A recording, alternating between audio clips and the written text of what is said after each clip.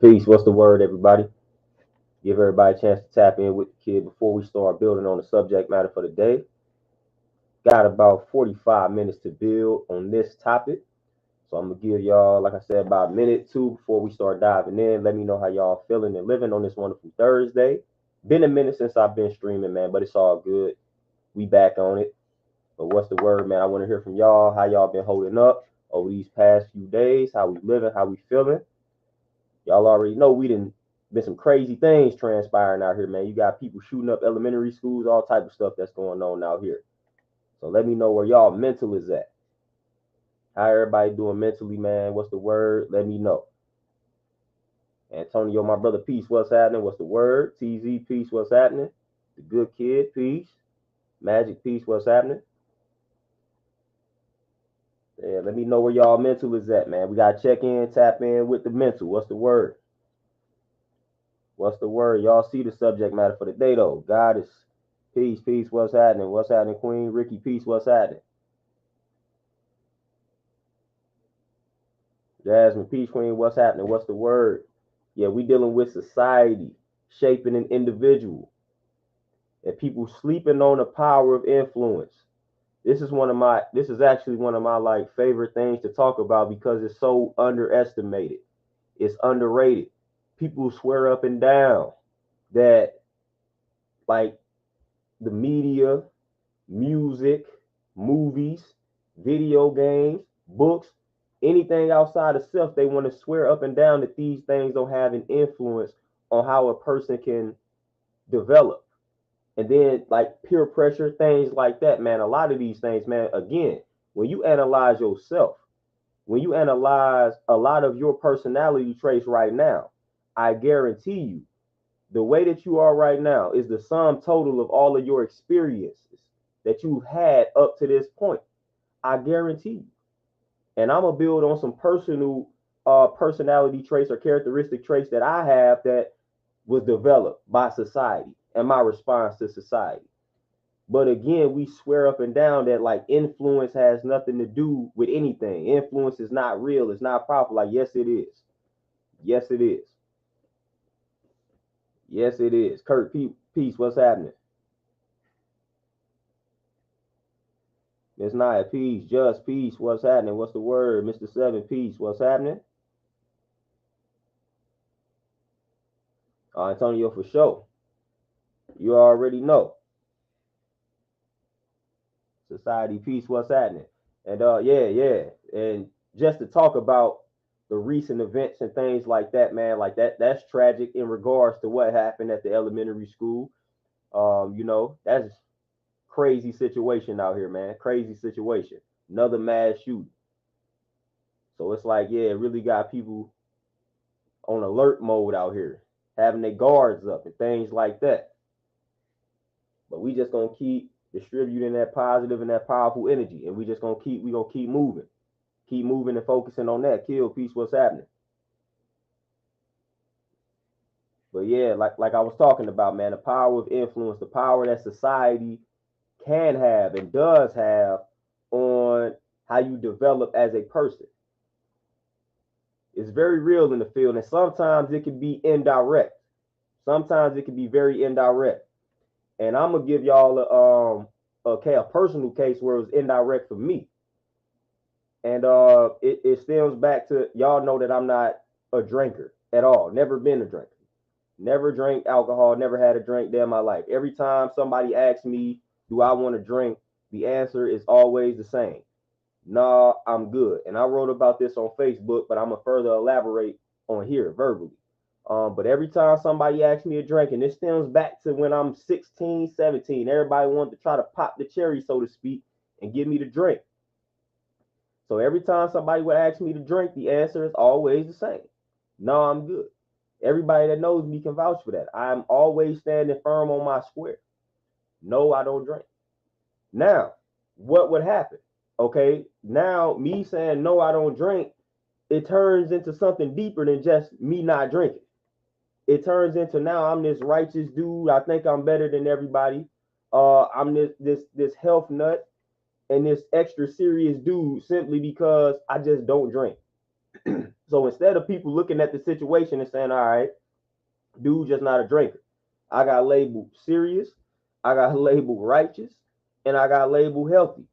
Now, this is how this started to indirectly affect me. Like, I wasn't even paying attention to some of the things that I picked up on, or the things that I started to do based off of that response that I was getting from everybody. So everybody labeling me this serious dude, this healthy dude, that I started to become that.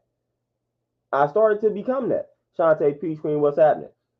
I started to become that. I started to become this righteous dude, this healthy dude, this serious dude, because everybody just kept telling me that. Everybody kept referring to me as that. And that indirectly had a hand in how I started to develop as a person. Simply because I would just refuse to drink. So I got labeled these things, and just indirectly, I feel like I started to take on those characteristics. That's how powerful influence and all that can be. People looked at me as this extra disciplined, righteous dude when it was none of that. Man, if you see a dude that just doesn't drink, that don't mean that he's an extra disciplined dude. He's an extra organized, healthy, disciplined dude. Like, that really doesn't mean that. It can simply just mean that he doesn't drink. Like, outside of drinking, my whole entire life could be trash. But something simple as me not drinking got me labeled disciplined, healthy, righteous, all of that. And at the time, it was false. Like, I just never drank. But at like 16, I was still like, I was eating everything under the sun. I was probably very unhealthy internally. I just never drank. But outside of not drinking, everything else I did was acidic. But I got labeled healthy. I got labeled disciplined. I got labeled all of these things by society, by everybody that I encountered, that I let them know that, hey, I don't drink. They labeled me in a way that was not necessarily true at that point. It was just I did something that was different from them, and they viewed it and deemed it as healthy, as righteous, as a person with discipline. And I started to embody that. I started to become that, simply because it was like everybody started to put that energy towards my way. And I think that affected me indirectly. So I just started to become extra serious when it came to that subject matter. At first, I wasn't like that. At first, I just used to just deny, like, no, I don't drink, or reject the drinking. Like, no, I don't do it. I'm good. Thank you, whatever the case may be. Then it turned into some seriousness. Like, man, stop asking me to drink. Like, this drinking is killing you. Woo, woo, woo. Then on top of that, it led to me to start studying the effects of alcohol, and then to give a more elaborate reason in regards to why I don't drink, why I don't fool alcohol. It led to that, and the damage that it's causing to the brain cells and the actual body. So I feel like this indirectly caused that. This indirectly led to me becoming serious about my health, serious about not drinking, and things like that, man. So again, society played a role in that. My response to society played a role in that. That's influence. That's indirect influence. And people didn't really realize what they were doing at that particular point. Cameron, peace, what's happening? Oh, Jasmine, for sure. And that's around that time. Around that time. And a lot of times people don't even like influence goes both ways. Peer pressure, like, this stuff goes both ways. So you could be, again, you could be pressured into doing something, such as drinking, and that can be influence.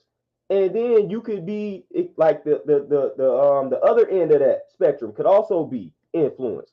Like, me not wanting to drink revolved around me seeing what drinking did. That's still influence. That's still impactful. Like, I was influenced by watching people destroy themselves, and I knew I didn't want to do that. So either way you still look at it, it's still influence. And a lot of us be denying that reality. Man, I guarantee you, if you analyze most of your characteristic traits, it's gonna have something to do with society. Whether it's your reaction to society, not wanting to be a certain type of way, or striving to fit in, whatever the case may be, it's gonna have something to do with society shaping you as an individual. Your response to society. It's gonna have something to do. Me being an introvert is my response to society. Me becoming an introvert revolves around me feeling like people are not listening, and or me not really caring about what people are out here saying and talking about. Like, that's me responding to society, becoming an introvert. So adopting the introverted personality is a response to society. Society is shaping the individual. And we sleep on that. I'm telling you, analyze all of your traits. Analyze all of them.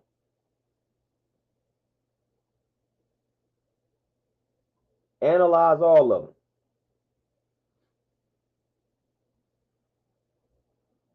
David, you say perceptions. I think you say perceptions to lead to accepting lies, and that's a lot of times that's what ends up happening. You know, a lot of times that's what ends up happening. You end up accepting, and that's why I was talking about on my end. It was like indirect, and it's not even. Sometimes we don't even go past accepting lies. You will start living out the lie as if it's the truth, and not even as if it's the truth. You live out the lie enough, then it becomes the truth.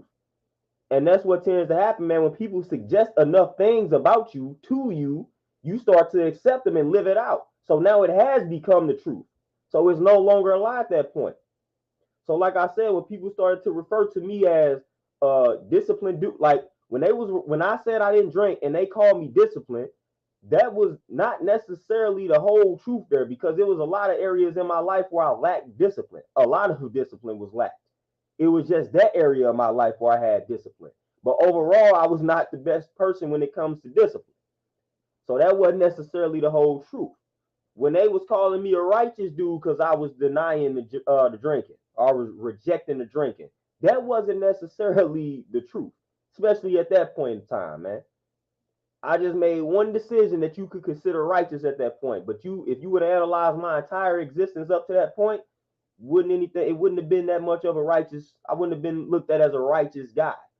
But I got labeled as such based off of one decision. So then that started to affect the way that I was viewing myself at the time. I started to, like I say, embody what everybody was like telling me in regards to saying, oh man, you disciplined, oh, you righteous, you must be healthy, this, that, and the third. I was none of that, actually. I was none of that. But again, enough people kept suggesting that to me, power of suggestion and things like that. Enough people started suggesting that to me. So then I started to say, all right, man, maybe they own something. And so next thing you know, I started to do more things that embodied discipline, embodied being righteous, embodied being healthy. Goldie, peace, what's happening? Long Wind, peace, what's happening? Definitely needs to be discussed. Salacious, peace, what's the word? Magic, you say teenagers can easily be influenced by a variety of things, for sure. And adults too. You know, adults out here gullible. Hey, and I'm gonna adults, man. You look at now. Some of these people were part of these cults and these religions as kids, but when you look at some of that, man, it be adults that be flocking to some of these things. It be grown adults that be flocking to some of these cult like religions and things like that, man. It be adults. So it's easy to get adults too, depending on, you know what I'm saying, what we selling to them. Snuggles, peace, what's happening? You say, what's the meaning of righteous? Well, the way I like to break down being righteous, again, we try to keep everything simple, and we break that down into two words: right and just. So the way I break it down in regards to how I would view righteousness, because people think when we say, oh man, we righteous, or we striving to be righteous, that we mean perfection. Righteousness is basically an individual that, let's just say I'm pursuing things in my life, man. And how do I want to describe it? All right, let me break it down like this, man. If I'm describing what it means to me to be righteous and right and just. So that's basically me living my life in a way, in living my life to the fullest in regards to I'm striving to do everything that I deem as right and just. And again, if I do some things that are deemed to be negative, then it's me being able to hold myself accountable for that. So again, I'm gonna strive to do everything that I deem as right. So it's what the Buddhists would call right mindfulness, right speech, what is it? Right. man, what is it? Right mindfulness, right speech.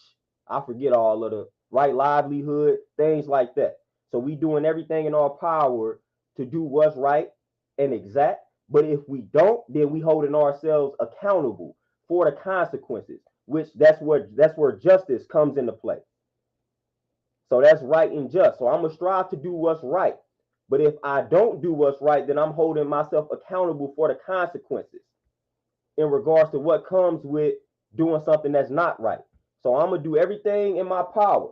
I'm gonna do everything in my power to do what's right and exact. And if I don't, I'm gonna hold myself accountable for the consequences. Again, me saying that I'm righteous is not saying that I do everything right and exact. I'm gonna strive to do everything right and exact. But if I don't, then I know that there will be consequences for my failure to do so. Yeah, right intention. There's a lot of them. I forget all of them. But yeah, that's what basically striving to, like, that's what righteousness is for me, man. Just striving to do what's right and exact to the best of your abilities. And again, holding yourself accountable for the moments that you fail to do what's right and exact. And understand that there will be consequences. You know, that's all that it is, man. It's not somebody that feels like he's better than everybody else. Again, people hear those words and be like, oh, that's a person that thinks he's better than everybody else. Nah, that's a person that deals with accountability. That's all righteousness is. We deal with accountability, basically. When you striving for righteousness, when you striving to be righteous, you deal with accountability. You deal with accountability. You tapped in and you in tune. You know that, all right, if I did this was not right to do. So it's some, you know what I'm saying, some foul energy might come my way based off of that. So I feel like that's the best way to break that down in regards to helping people explain what it means to be righteous. Again, a lot of people hear that term and they think, oh, a person thinking they high and mighty. Nah. Nah, righteousness means I'm just striving to do what's right. I'm striving to do what's positive. I'm striving to do what's healthy. But I know at times I won't make those type of decisions. So then when I make a decision that's opposite of that, we're gonna have some consequences. And that's justice. Again, penalty and or reward for your ways and actions. Antoinette, peace, Queen, what's happening? Terenzo, peace, what's happening? Montel, Doreen, peace, what's the word?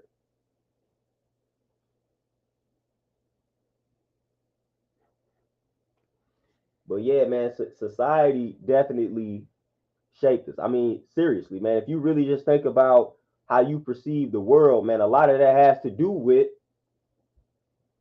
what you experience, your upbringing, things like that. So again, we cannot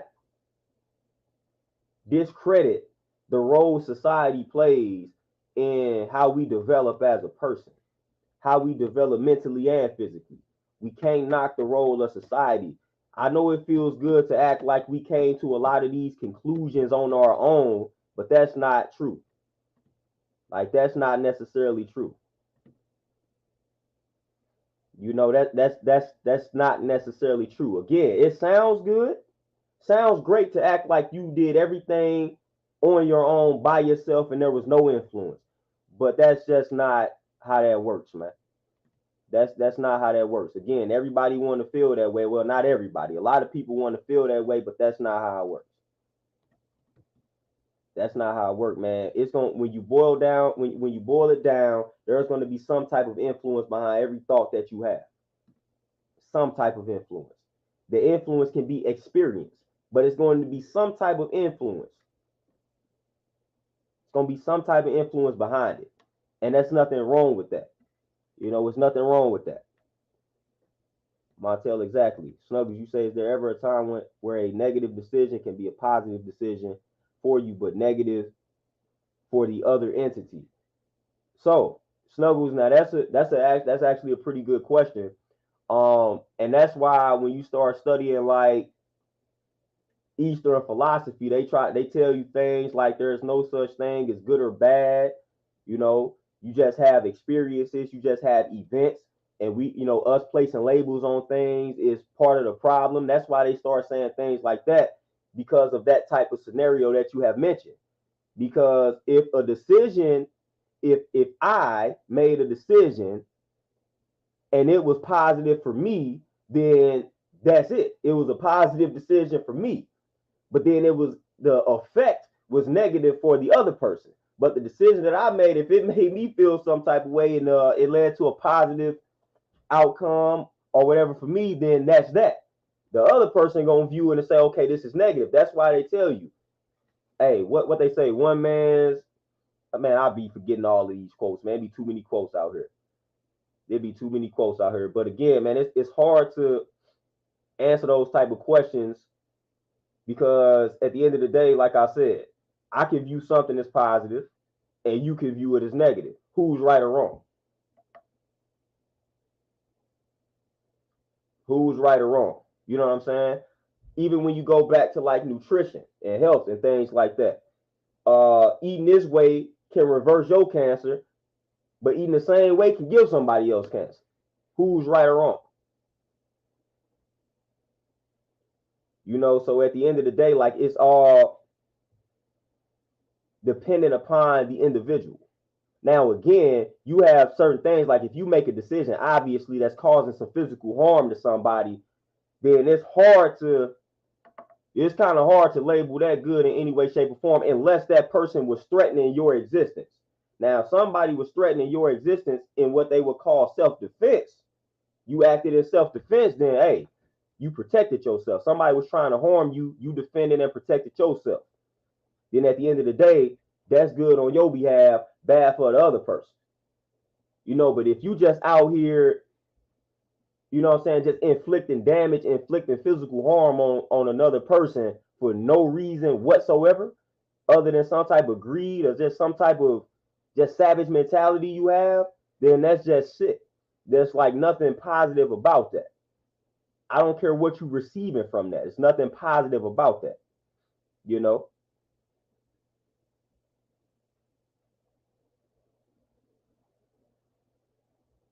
Chris, peace, my brother. What's happening?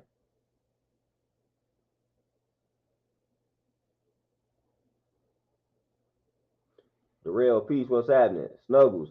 Oh, you say, what do you think slavery was conceded to the enslavers? Like, now that's what I'm talking about. Like, was nothing positive about that. Nothing positive. Like, I don't care what they received from the like nothing was positive about that. Nothing. Nothing was positive about that. Like at all. Like nothing. Like it was nothing good out of that. Devin Peace, what's happening? But to that point though, Snuggles, nothing was good about that. But back in the day when when a lot of our people were enslaved, the science of that time, they were trying to justify the enslavement of black people, and they had a lot of us believing in the science of that time because they were fabricating the science to justify their enslavement of black people. And they had a lot of black people believing it to the point where a lot of us are still impacted by some of that nonsense still to this day. Still to this day, I got a few books on that, man. I wish I had them by me, but I don't. But I have a few books that talk about the fabrication of the science back in the day in regards to them justifying the enslavement of black people. Obviously, most of that stuff, good 99% of that was some BS, was some nonsense. But they had us believing it though. They had us believing it though. Again, society playing a role in our development mentally, physically, you know, telling us lies about ourselves. We believe these lies. We start living out these lies. We start becoming hypersexual, things like that. You know what I'm saying? Like we start doing these things, wondering where this stuff is coming from. We start soul food. You know what I'm saying? But like all of this type of stuff was society. This is society shaping us. Our response to society, like it's crazy. Like a lot of the nonsense, a lot of the trash traits that we have, like a lot of it was in response to society. You know, just analyze a lot of the trash traits that we have and analyze the origin.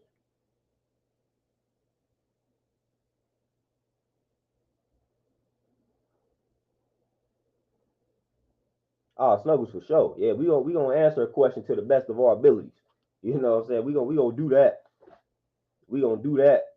I've been out the, you know what I'm saying? I've been off the chat game for a minute, so I got to get warmed up, man. Y'all know how that go. Man, when you ain't been talking in a minute, man, it's a little rusty. It's a little rusty, man, but it's all good. We're gonna get that. We're gonna knock the rust off, and we're gonna start flowing a little smoothly. David, hey, Peter Tosh. Shout out to Peter Tosh, man. A lot of people, you know, Bob Marley, rightfully so, man. But Peter Tosh is that guy in the reggae world. Shout out to Peter Tosh, though. Terenzo, most definitely. Most definitely. David, peace. What you say? Subjective influence to misdirection of what we should invest or focus and develop on. Oh yeah, for sure, for sure. But yeah, we gotta, you know what I'm saying? We gotta watch. That's why I'm real mindful in regards to like what I consume, as far as the media, what I read, the sounds I listen to, things along those lines, man. I just try to be real mindful. And I've been being that way for, you know what I'm saying, the last 10 plus years, but you just got to be real mindful.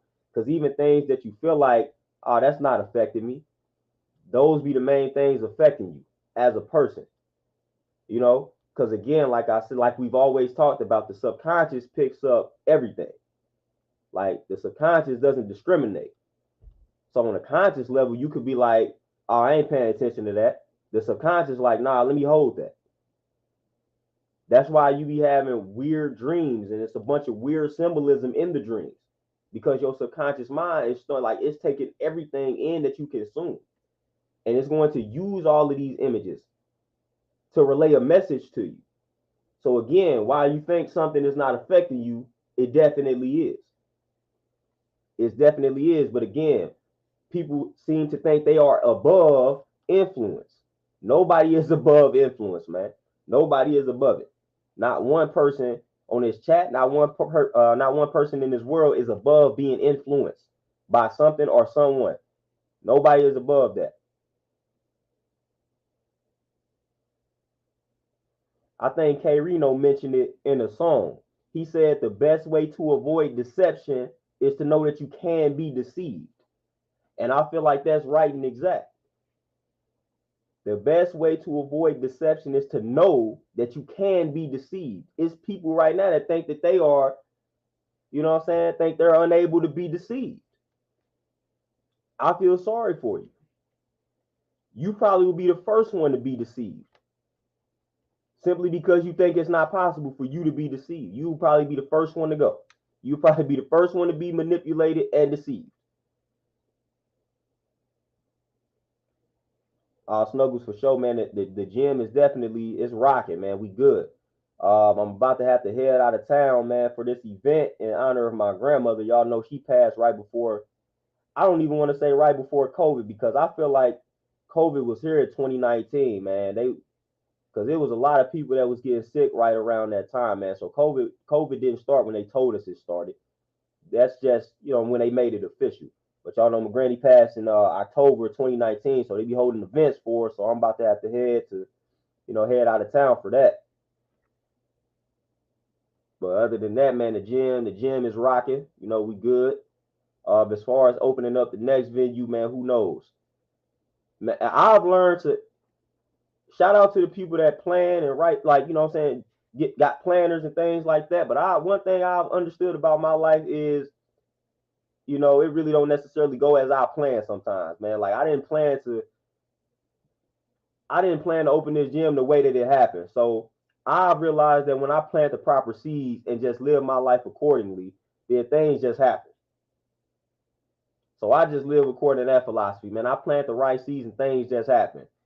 MC Peace, what's happening? So I don't know when the next venue gonna open up, but it's gonna open up, you know, because I just plant the right seeds. So it's gonna happen when it happens.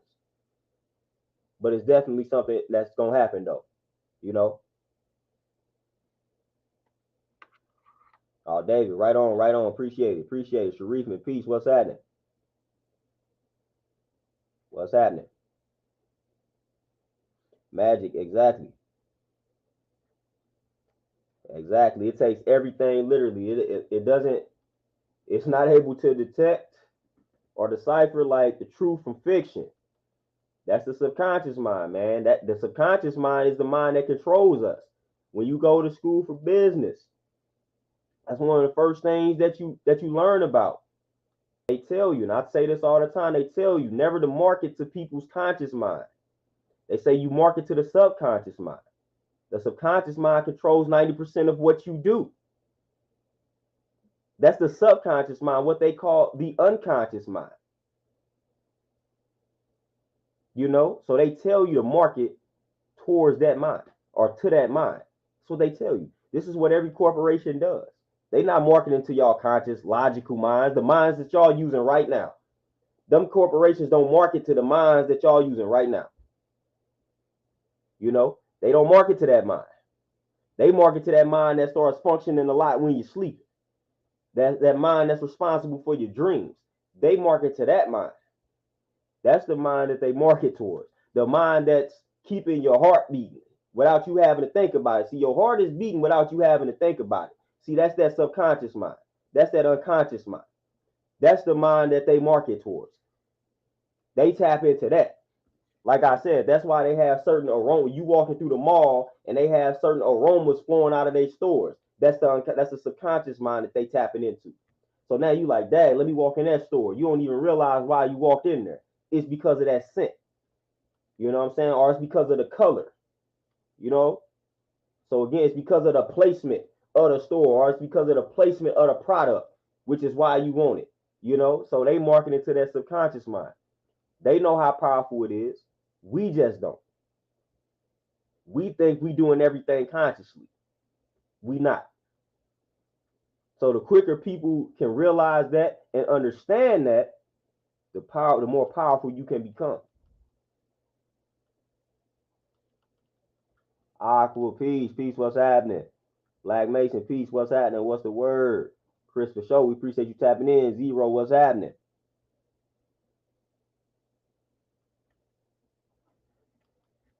So, and a lot of what I'm talking about with the subconscious is the reason why I say society has a big role in shaping how we develop as individuals. Has a big role. Because again, society, for the most part, they tapped into the subconscious, man.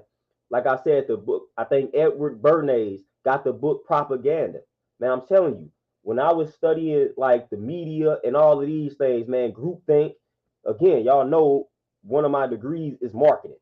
So y'all know, like, I'm well versed in a lot of marketing, consumer behavior, like psychology type of deals, like type of things. We had to study these things. Like we had to give presentations on these things and these people and these corporations. Like I literally know how these corporations work. That's why y'all don't see me doing a lot of slick things in regards to my marketing, because it's like all manipulation. It's all manipulation. Like it's all foul at the end of the day. It's just all manipulation. They don't really care anything about you. They just care about convincing you to have a craving for this particular product. So what can we do to grab the mind? All right, we can use this color. You know what I'm saying? Because if we use the color red, then that's gonna get this audience right here. If we use the color blue, that's gonna get this. You see it on YouTube all the time, man. You see people have these flashy thumbnails. Like this is, I know what everybody is doing, and I don't do any of it. And people look at me all the time like, man, you got a whole degree of marketing, you don't do none of that. I don't want to. I don't want to. It's a reason why I don't do a lot of these things. I know about all of them, but I just choose not to. I choose not to for a reason. But I know about every form of marketing. Like I know about it all, man. Like literally, a lot of these books behind me, marketing books. Like I know a lot about marketing. I know exactly what to do. I've helped a lot of people actually behind the scenes, like build up their like audiences. They're like I've helped people just kind of figure out what to do and how to do it. So I've done a lot behind the scenes that a lot of people don't know. But it's like, man, a lot of that is straight up manipulation, and they admit that. They know that. Because at the end of the day, people doing it for what? The money. So at the end of the day, they just striving to get you to spend that money. That's it. That is it. So when they sell you that song and that dance, for the most part, about them actually acting like they care about you, they don't. You know what I'm saying? Like they really don't. You know, they do not. Like that's another marketing tactic to tap into your emotions and whatnot. You know,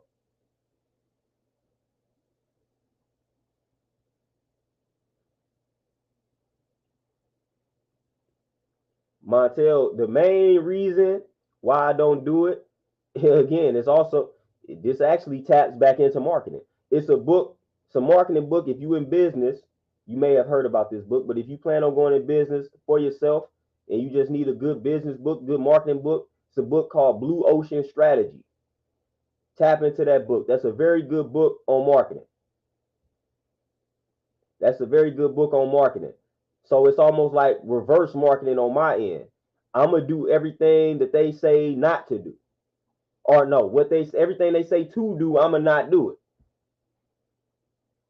That's my form. That's my form of marketing. You know, everybody got fancy thumbnails. I'm not gonna do that. So then everybody so then that's the way. That's my blue ocean. That's me standing out. That's me creating my own lane. So everybody doing this, and everybody gonna be wondering why is this dude not doing it? That's marketing. You know what I'm saying? I just did it in reverse, but my way of doing it, I'm staying true to myself. And it's catching on. Because at the same time, you gonna realize, you're gonna like, dang man, why is everybody doing all of this? But then this guy is not. It's creating intrigue. All while I'm just staying true to myself though.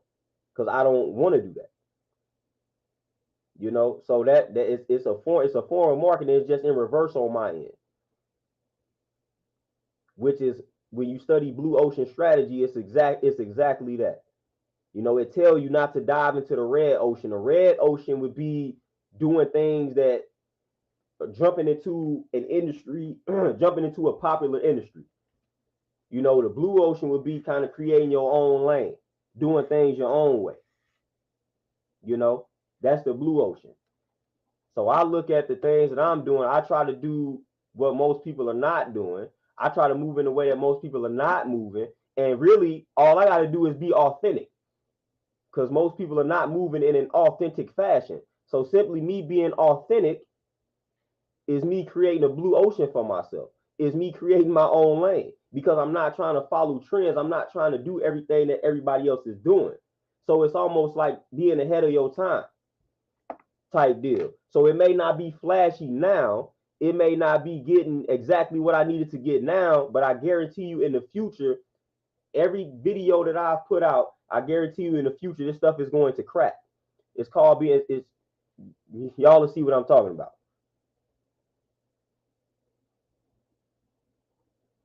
But I'm not concerning myself with all the stuff that everybody else is concerning themselves with. And I'm doing that intentionally. You know, again, I'm just remaining authentic. I realize that me remaining authentic is a blue ocean in and of itself, because authenticity is rare. Being organic, being original is rare.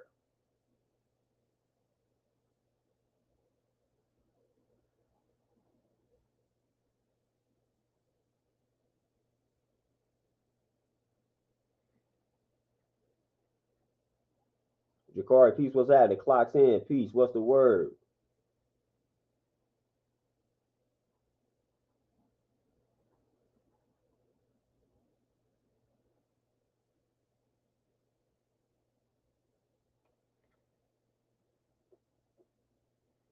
Monte, yeah, exactly. That's why I say I know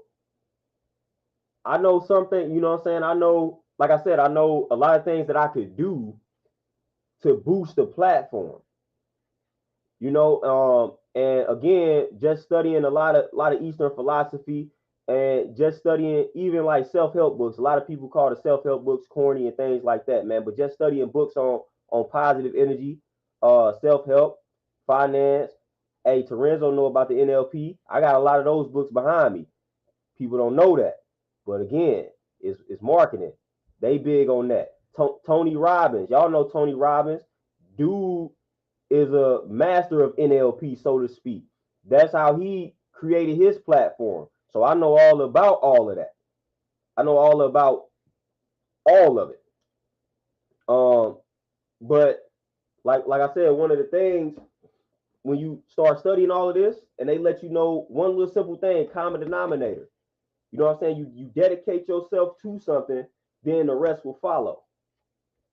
And that's just kind of what I do. That's kind of what I do. Like I got certain things, I got certain points I want to get across, certain missions to fulfill, you know, certain things to address. And at the end of the day, it's like boom, everything is gonna follow. You know, when you dedicate yourself to your craft, when you dedicate yourself to a mission, the money, the wealth, all of that will follow. You know, I started to overly stress out again, studying business, studying these things. You start to overly stress out about money, finances, all of this. Rightfully so. We in the wilderness of North America. You need the money to exist. You know what I'm saying? You need the money to function. You need the money to get you see gas prices. You need that. But it's like boom. I never like the moment I actually started to focus on mastering my craft and I stopped stressing about like making money. That's when I actually started to make it. So like that, I have just applied that energy to everything. I don't look at it like, all right, boom, I got to go into this. I gotta make this amount of money. I gotta make money. Nah, it's like, all right, I'm finna master this, and I'm finna master this message. I'm finna master this craft. I'm finna master this service. I master this service. Like that's just what I do. I get people based off of that. Like the gym. Like I said, I don't have a logo in my gym. Like you pull up to my gym, you don't know what it is. And I have the most clients and the most customers, the most people coming in and out of my building. I'm in a plaza where there's a boutique, you have an event space, you have an insurance company, you have an employment agency, you have a barber shop, you have a pole dancing joint, and you got my gym that doesn't have a logo, doesn't have anything up top.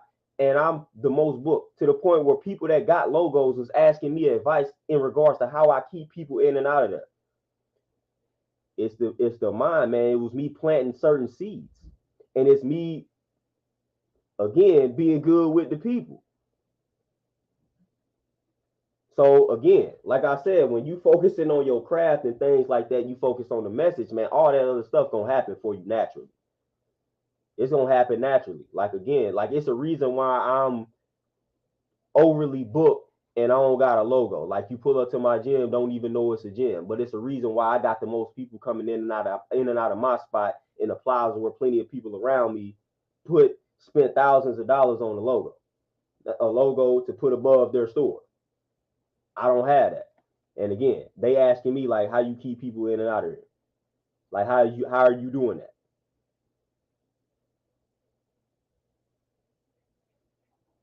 You know, I'm doing very well. Like I train over. I got about if I had to list over here, I got over about like 40 clients and whatnot. And again, that's just mastering the craft. People hear what I'm saying and think that means just be broke until the money come. Like I'm not saying that I ain't made no money. That has happened. I just didn't focus on it. I just focused on the craft. Everything came to me. Everything came to me naturally. I wasn't never hurting. Like I'm never stressing in regards to like paying the lease from a building. Like I'm never stressing about that because it always happens. It always unfolds. I'm not hurting in that department. So again, people would like misinterpret what's being said here. Talking about I'm saying, you just gonna be broke and then the money gonna come. No, it's not what I'm saying. Not what I'm saying at all. And elite white piece, what's happening? So people tend to put words in your mouth too. That's not what I'm saying. All I'm saying is when you dedicate yourself to something, you commit to something, everything gonna unfold accordingly. Like you're not gonna have to worry about anything. You're not gonna have to stress about anything. It's really just that simple. You're not gonna have to stress about it. You're gonna figure out a way. You know what I'm saying? You're gonna figure out a way. You wanna eat. You know what I'm saying? You wanna drive your car that you want to drive. You want to get from point A to point B. You want to do some things in your life. You're gonna figure out a way. All you gotta do is figure out the what. All right, what am I gonna do to provide for myself? Once you figure that out and commit to that, Again, you good. Once you figure that out, I say, all right, man, if I'm cutting hair, like I'm gonna cut hair. That's how I'm gonna get from point A to point B. That's how I'm gonna put food on the table. Once you settle on that, then it's like, all right, now I'm gonna master this service. You good. You good. What we start doing is we start overly stressing ourselves out by trying to do too many different things, so we're not really mastering anything. That's where you fail. Like I said, start with, like, when you study most of these people, they started off one thing, and from that one thing, they branched off and did a bunch of other things. Like let me see if I got this book around. Y'all will be surprised, man. Like I ain't no big fan, dude. You know what I'm saying? I ain't no big fan dude at all, but I can respect a good read. You know what I'm saying? This Rick Ross joint, perfect day to boss up. I ain't no big Rick Ross fan. Like I don't just go out of my way to play some Rick Ross music. But like I said, I can appreciate a good business book. You know what I'm saying? I can appreciate people that have succeeded in business, and I'll read the book. Take the best part. We settle on the best part. But even in this, Rick Ross talked about how he basically has diversified his income. But guess where it all stemmed from? It stemmed from him succeeding musically. So he started, like, he focused on that first. He succeeded musically, then he started getting the wing stops. You know what I'm saying? Then he started to, I think he got like some skincare products and wine. He wouldn't have been able to do these things if he didn't succeed musically. So we got to understand that he focused on music first. Like, I'm going to do what I got to do to become Rick Ross musically, even if that revolves around me stealing somebody's image. I'm going to do what I have to do musically to get to a certain point. Then once I get to that point, now I'm going to branch off and I'm going to own the Wingstop. I'm going to develop a wine line. I'm going to create a skincare product. Then that happens. So again, when you settle on that one thing, when you settle on something and say, I'm about to become the best barber on the planet, then when you master how to cut hair and you become the best at that, then from that, now you're going to probably be able to branch off and do a bunch of other things and diversify your wealth, diversify your income, diversify your sources of revenue. That's how that's supposed to happen. When you start studying a lot of these successful people, that's what happens. You know, they start talking about a lot of their endeavors after they be, you know what I'm saying, after the fact. And we start trying to do some of the things they have done after the fact. Oh, I'm finna dabble in real estate. I'm finna buy up all of this property. Well, they had to do something first to generate the funds to buy all of these properties.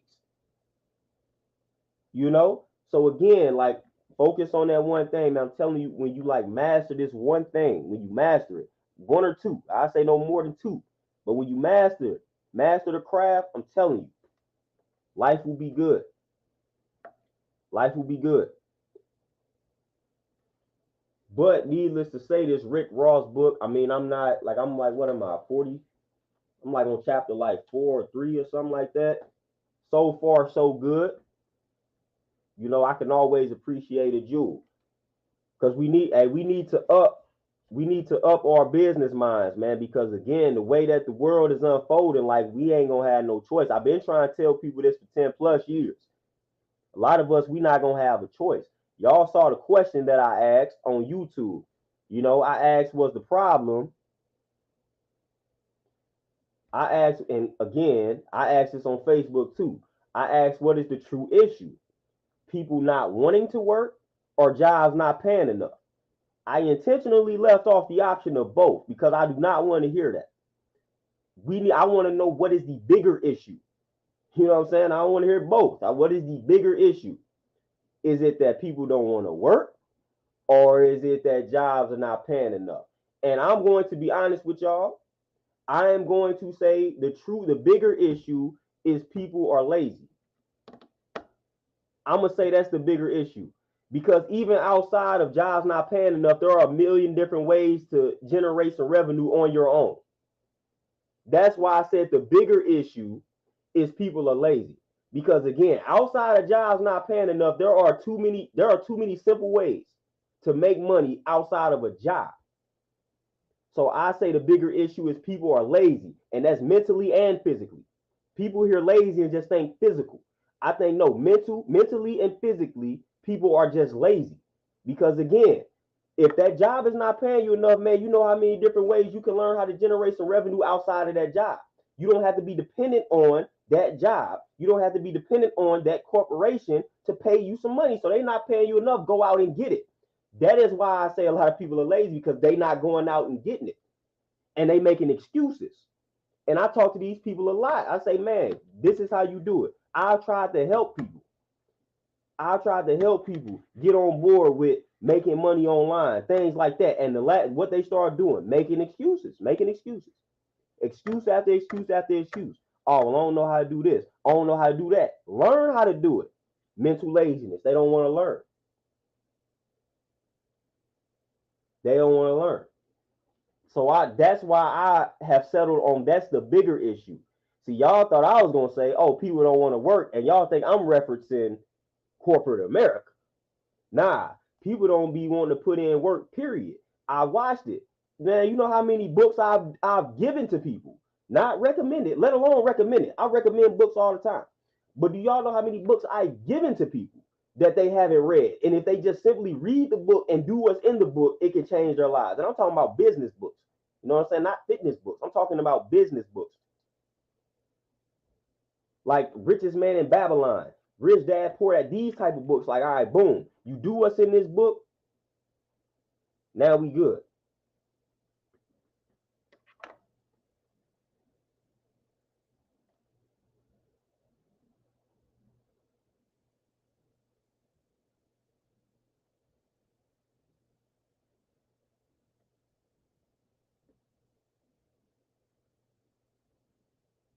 Sharif and for sure, and that's gonna happen.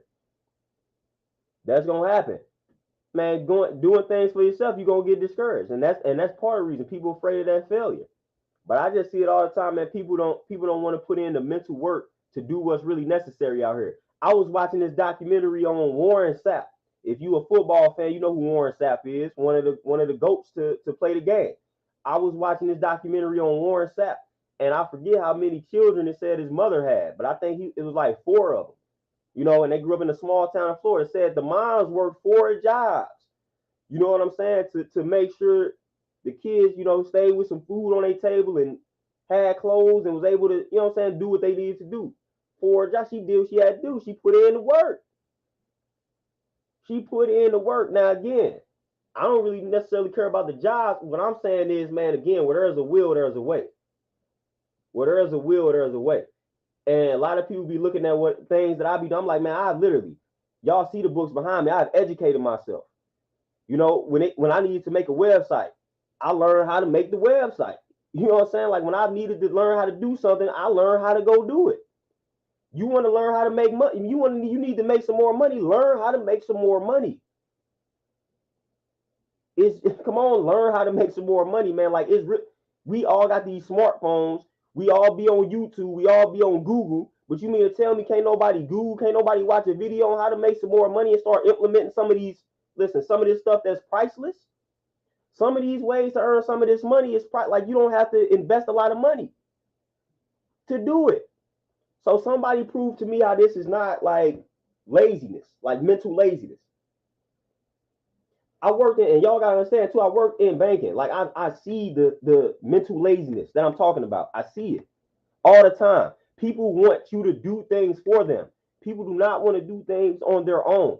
I witnessed this, man. I've witnessed this. Like people, even when it comes to, like I said, with some of these books, it's almost like people be wanting me to break a book down for them, give them all the information in the book, instead of just reading the book themselves and taking the best parts for themselves out of the book. People want you to literally do things for them. And this is a big problem in society, a big problem.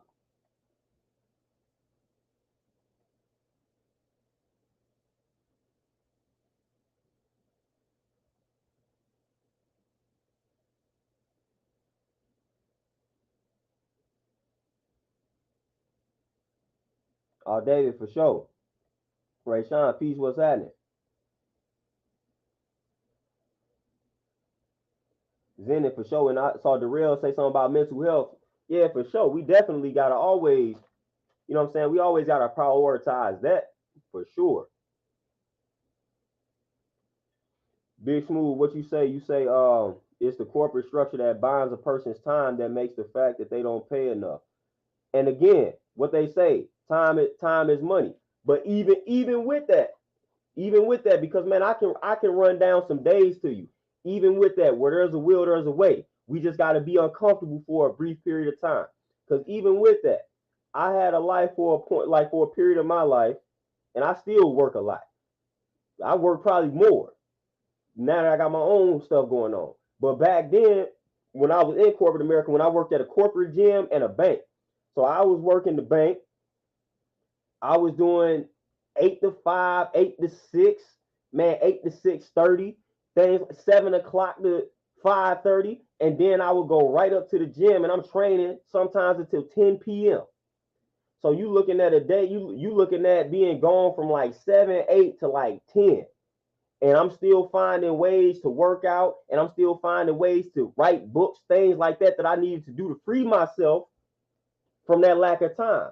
And that came from me reading that Miracle Morning Millionaire book when the brother told me, or when the dude told me to get up an extra hour earlier each day. I had to do that. So yeah, I was tired for like a year straight, but I was able to get those things done. I had to make a sacrifice, and the sacrifice that I had to make was my time, like my sleep. And I did that, and I was able to kind of free myself up to do things that I wanted to do or that I needed to do. So hey, it's all about that sacrifice and how bad you want it. And at the end of the day, like I talk with these corporations, man, these jobs don't care about, like, we all can agree that most of these jobs don't care about us as people. So it's like, man, do what you got to do to free yourself. They don't care about none of these degrees we got for real. They don't care about any license. They don't care about any certification. They don't really care about none of this stuff, man. They don't care about a lot of that for real. They don't care about it. It be sounding good. That's just another way for them to get a lot of money up off of us. For us to go get all of these degrees and these certifications and whatnot, they still benefiting from that financially. But at the end of the day, they don't care about us for real. You know. So I had started applying that mentality to corporate America. Man, they don't care about me, so I don't care about them. So if I need to take a day off to go do something for myself and my future business, I'm gonna do that. I'm gonna look out for myself first. When they say richest man in Babylon, when they say pay yourself first, like that's mentally and physically, or should I say mentally and financially? You know?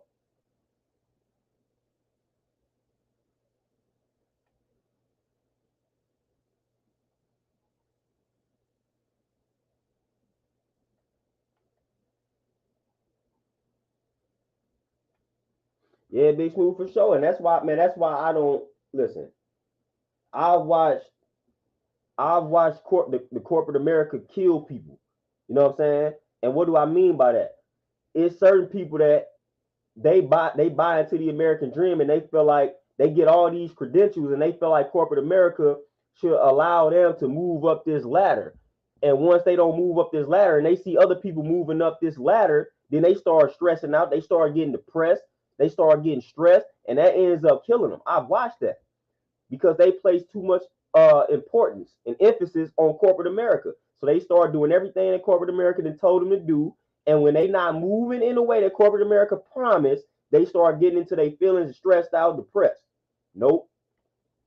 I know corporate America is wicked. So if I'm not moving in a certain way, even though I got these credentials, I know what it is. I'm not about to allow that to stress me out though and have me depressed. I'm gonna plan it's an exit strategy.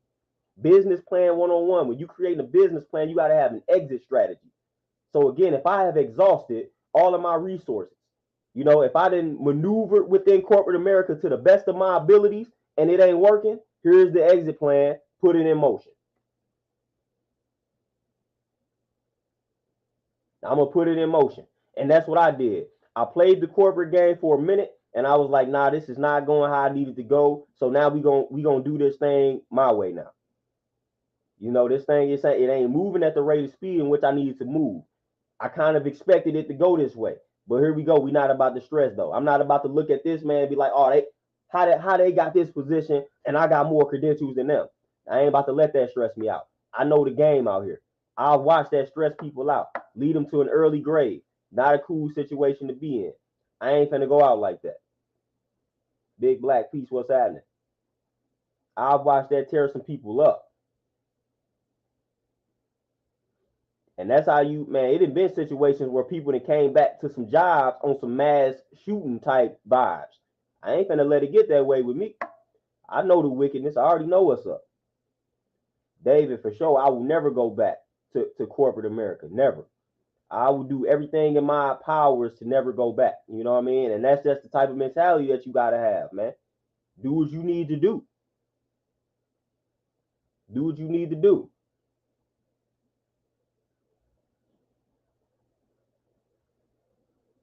But y'all, man, with that being said, man, I got to make this move. Head on up to this gym for the last few sessions and whatnot before we, hit this road. Gonna be a long few days around here for the kid. So I may try to do some short uploads for y'all, man. If I do those, be on the lookout. If not, definitely gonna tap back in with y'all when I get back, man. Took some days off, but we back on it.